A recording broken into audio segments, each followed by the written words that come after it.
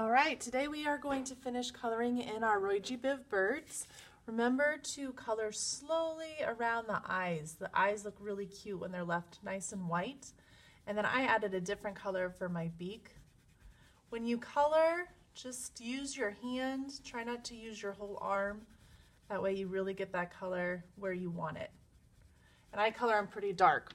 I use blue and a little bit of purple for my indigo bird. This one just broke. Sometimes when I push hard, they break a little bit. Don't break them on purpose. That's not being responsible. And then once you're finished, we're going to paint the sky and the little branch. So I took some brown and I just outlined these little lines that I already created for that texture.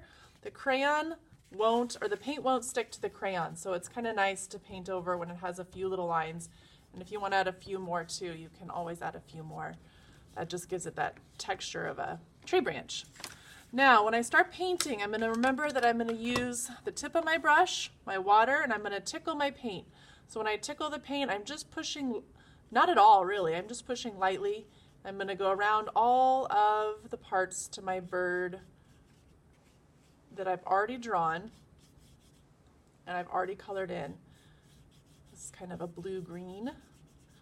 I'm just going slowly so I get the paint where I want it around my bird. The paint shouldn't stick to the crayon, but I just still don't want to paint on top of my crayon. It might stick a little bit. All right, then once you're finished with the sky, you'll paint all around the birds with your paint, all around their beaks, going slowly around the parts that you don't want the paint to get on. And then you're going to paint also the branch. So rinse out your brush, give it a nice tickle, get a little bit of that brown color, and I just paint right over the whole branch of the bottom. Okay, I'm going to stop right about there.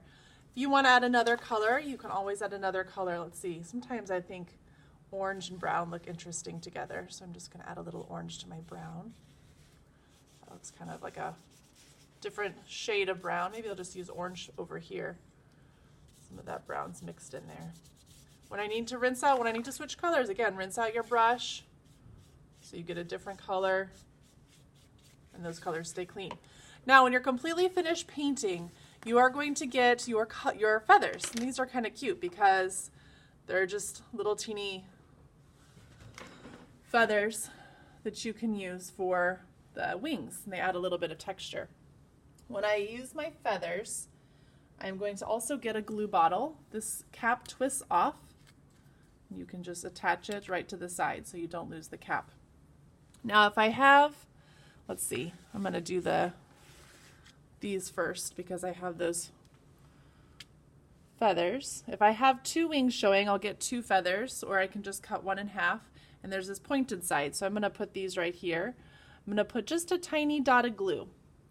If I put too much glue, it's going to be a mess. So I'm just putting a tiny dot of glue, and I'm going to try not to touch it with my fingers. I'm just going to set that feather on top of the glue so that it stays, and if I don't touch it with my fingers, I'll keep my fingers clean. If your fingers get glue on them, those feathers are going to be kind of a mess to try to control. So this one I have a couple little wings. I'm just putting a tiny dot of glue, and then I have, oh, it looks like I got too many. If I have a wing that's a little bit bigger, that's okay. A little bit smaller. This one's going to be here. This is my wing that I'm only going to need one because it's looking like to the side. So I'm only going to need one yellow feather for that one. I'm going to put the wing wherever I feel like it looks nice. Oops, see, sometimes they stick to you. You need to just kind of rub your fingers together. And then my green one looks like it'll just have one wing. If I get to my blue one, this blue one is kind of too big. So I might decide I want to cut that in half, or I can just get a different color. Sometimes I can cut my feathers in half, and maybe that looks a little bit better. So I'm going to put my blue one with two, and then my green one just has one. And I'll go back and I'll probably just get another blue one for my indigo and then a purple one. So that will be completely finished. I'll put these in the drying rack.